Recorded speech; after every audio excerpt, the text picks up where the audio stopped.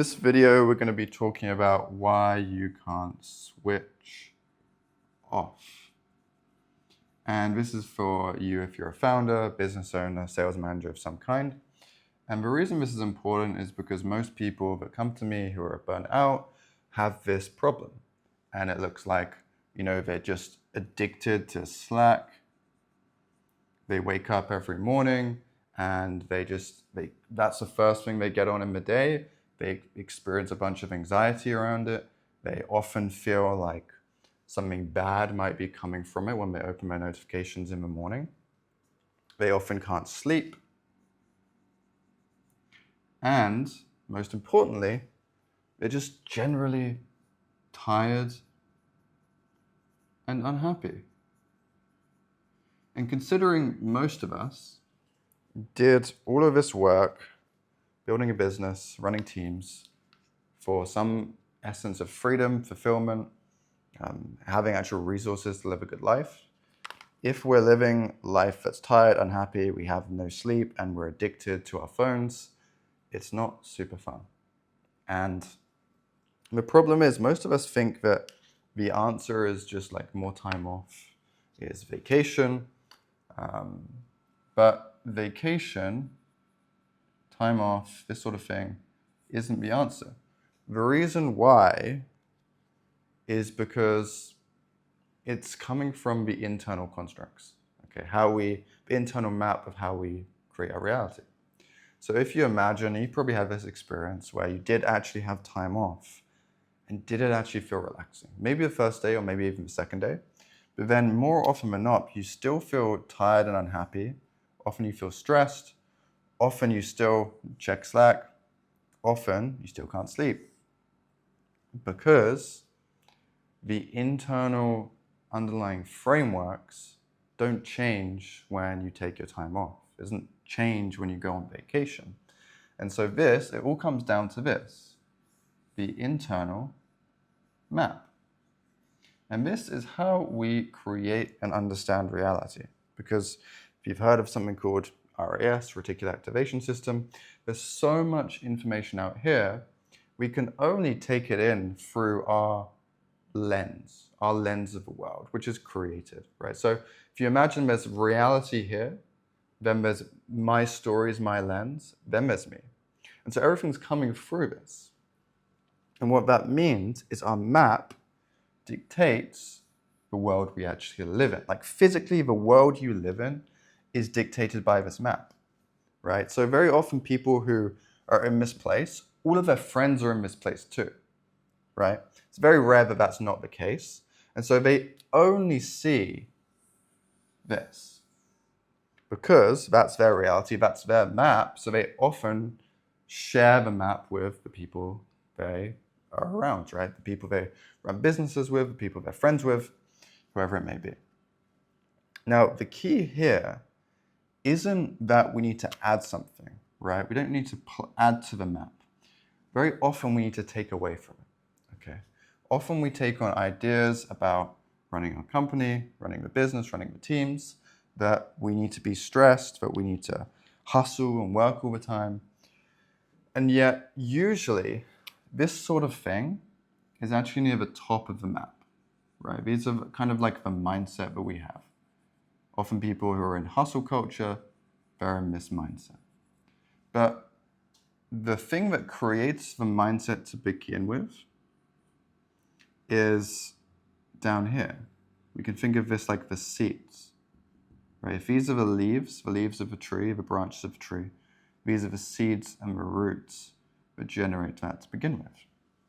So for example, I had a client, he runs a 6-figure agency and he could barely sleep. He was really like in an angsty state most of the time. He was addicted to Slack, of course, and he was, quite tired and reasonably unhappy, unfortunately.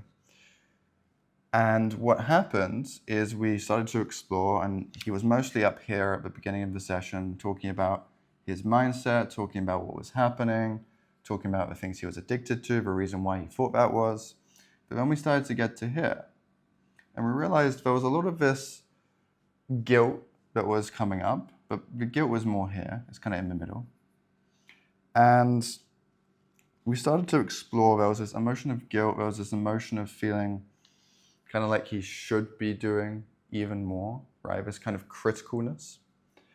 And we started to explore and we realized that it actually came from when he was much younger and he was being called lazy by parents, right? They were like, you're lazy, you're this, you're that. And he really took it on. And he had decent parents. They weren't bad people, but they just put these, what we call introjects, false truth, onto him. And so now what that did was that was coloring his map. So everything was interpreted via this screen of I'm lazy, I'm bad, I'm guilty, which just added this incredible heaviness to everything he was trying to build. Right? Even though he was really successful, and even though he was doing it in a way where he actually didn't need to work all day, right? He was getting most of his work done in 3-4 hours in the morning and was becoming incredibly successful because of it. And then he would spend like the next 5-6 hours, he wouldn't let himself enjoy it.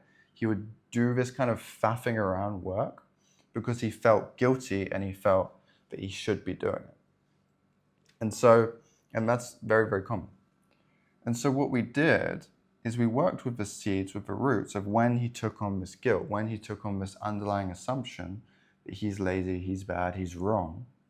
And we just gave that back to where it came from, right? That's what we have to do with the map, is you just give back and subtract what is not yours to wherever it came from.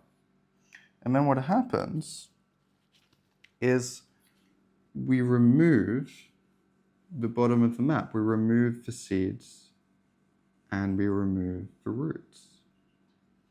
And then what happens is the stuff that was coming from it, the mental and cognitive and emotional residue that was emerging from it, just starts to dissolve to the point where it just doesn't even emerge anymore. It just doesn't even come up.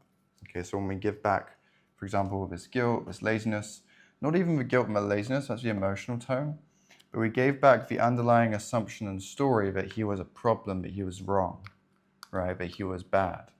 So when we gave that story back, the guilt and the feeling of laziness was removed as well, which then removed this underlying stress, needing to check Slack all the time, the kind of restlessness that was stopping him from sleeping, the feeling of being trapped in a cage. That was one of the other things he experienced, which then once that was removed, he felt so much more free and he actually stopped feeling tired and unhappy.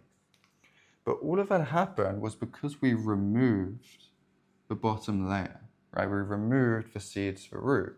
We removed the underlying story that made the map work, right? Because whether it's good or bad, the map is working, right? So we just have to figure out, why is it working in this way? Why is it generating this, this, and this, instead of generating happiness, peace, freedom, right? And once we know why it's generating, we just remove the thing that was generating what we don't want.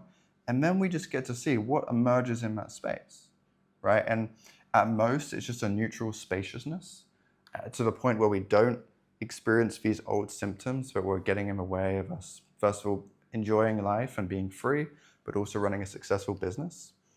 And so we either get the neutralness, or sometimes we even, actually very commonly, we get a lot of really beautiful positive things that emerged, like peace, playfulness, real joy, right? These things very, very common that they emerge. But we don't even have to pay attention to that. We can just see that when we do this process, when we give back what's not ours, and we remove and we break this map, then it becomes very easy to switch off, because this not being able to switch off was just a symptom of the old map. And so if we break the old map, if we liberate ourselves from it, it's just very normal that the symptom we were trying to get rid of not being able to switch off, just naturally drops away on its own, to the point where we don't require some vacation, or we don't require time off to feel deeply relaxed and free. We get to experience that on the day-to-day, whether we're on meetings, whether we're even checking Slack, whether we're sleeping or just enjoying life in general, right? And so the core principle here is not to look at the symptoms, but to figure out the map that generated the symptoms to begin with, because then we can break the map and we can free ourselves of the actual problem.